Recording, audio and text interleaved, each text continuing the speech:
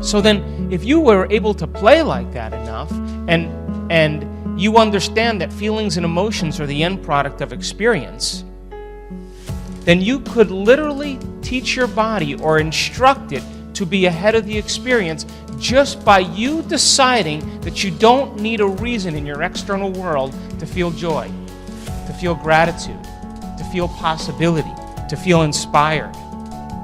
And then some people would say, well, I really can't do that. I can't feel.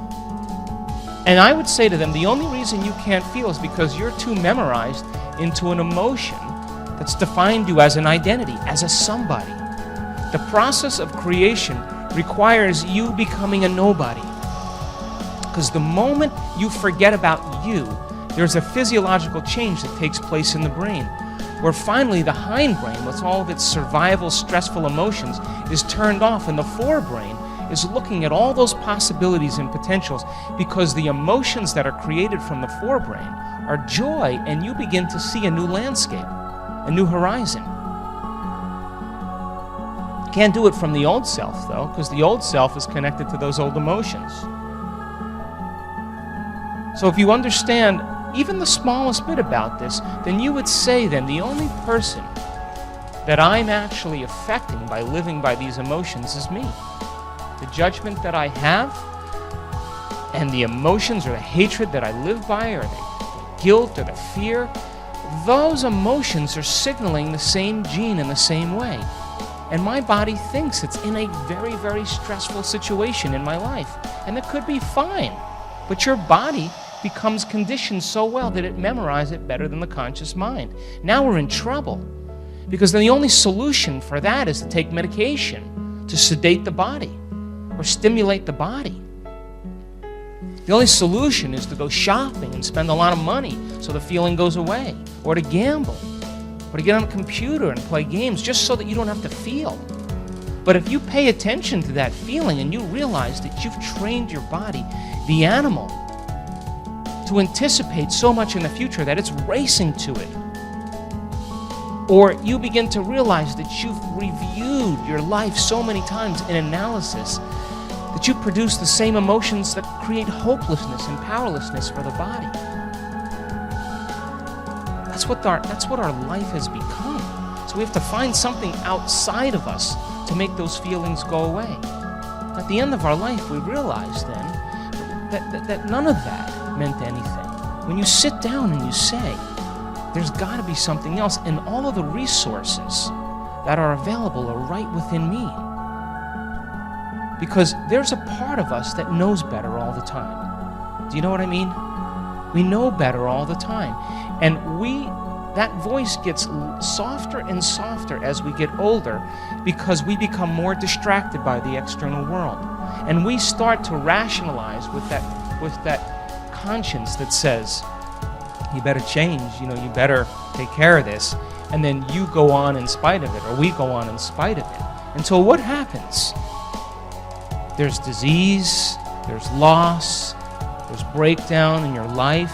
And then when you reach the point where the personality, the identity is so beaten down by its external world that you can't go on business as usual.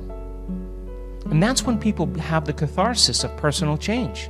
They reach their lowest denominator, and then they say, I can't fake it any longer. I can't live like this any longer. I got to do something.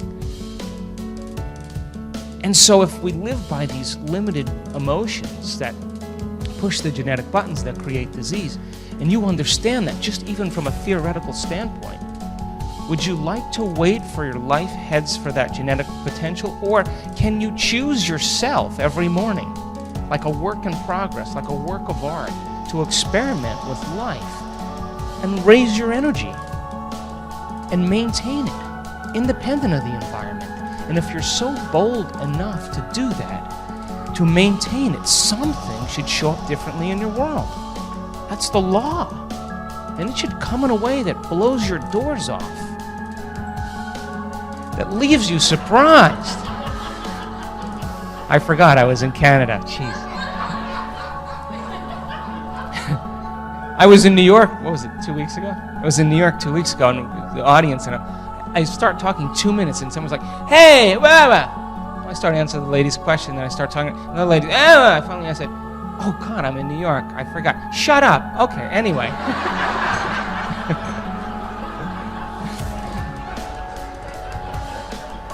So when you begin to live by that laxity and by that freedom, and you begin, listen, think about this. Where's my person? You. When you live in a state of trust, that you believe in a future that you can't see or experience with your senses, but it's alive in your mind and body, and you have the chills running up your spine because you're excited, but you don't know how it's going to happen or why, but you're living in that state. When you believe in that future that you can't see or experience yet, but you've conditioned yourself to be in, you literally are trusting in an outcome. Would you agree? And as you begin to trust in an outcome, and you knew, listen, if you knew your life was going to be handled, would you allow yourself to be caught up in the insignificant emotions and details that so many people become distracted by, so that it stops their growth, it stops their movement in their life, because they bump up against something that causes this big emotional reaction, and then for the rest of the day, they're living in the mood of that experience. And it's that mood then that keeps the events in their life at arm's distance the whole entire time. How many people are with me?